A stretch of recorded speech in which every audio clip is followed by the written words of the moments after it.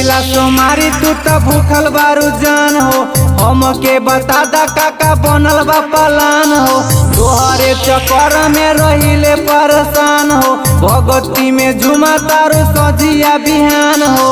कांवर किन के ला दो ना, देवो घर घुमा दो ना। का हो बाबा भोलेनाथ जी के दर्शन करा दो ना।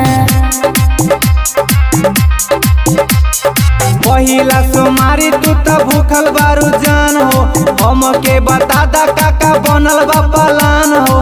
तोहरे चक्कर में रहिले परेशान हो, भगवती में झुमा तारू सजिया बिहान हो। कांवर किन के ला दो ना, देवो घर घुमा दो ना। बाबा भोलेनाथ जी के दर्शन करा दो ना। नीतीश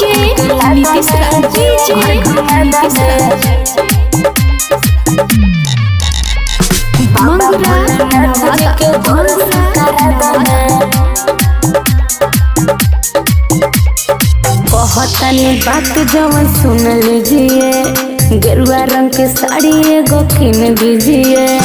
फ्री में दिमाग जानी सेल काड़ा हो, जाए के पलान या सो फेल काड़ा हो।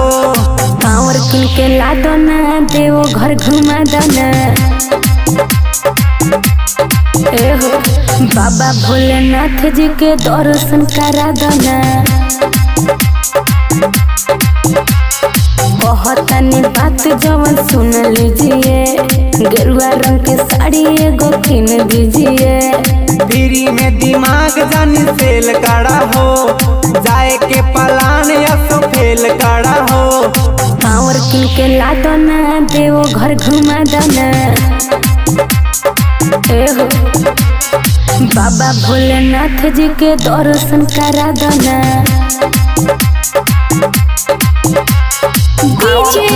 नीतीश घर घुमा दो ना। भोलेनाथ जी के दर्शन करा दो ना।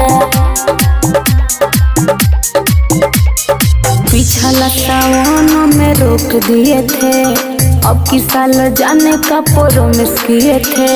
पंकज नभल परेशान बाटे हो, भूलनी न जान हो दियान बाटे हो। कांवर किन के ला दो ना, देवो घर घुमा दो ना। बाबा भोलेनाथ जी के दर्शन करा दो ना।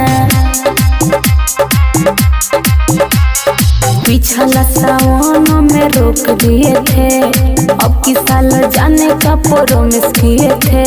पंकज नभल परेशान बाटे हो, भूलनी न जान हो दियान बाटे हो। कांवर किन के ला दो ना, देवो घर घुमा दो ना। बाबा भोलेनाथ जी के दर्शन करा दो ना।